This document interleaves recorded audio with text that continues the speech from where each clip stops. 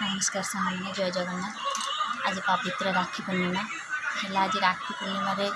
मो भाई हाथ में राखी बांधि पारे पर आज तार जन्मदिन भी बस मुझे फोन में विश कर देची किंतु सत कथा है मुझे आज बहुत मिस करुँच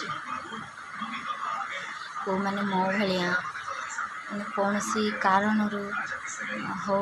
किसी असुविधा सकाशु भाई हाथ में राखी बांधि पारना ठीक मोर भाया निहाती कहे यहाँ बहुत कष्ट हुए जे भाईटे थी भी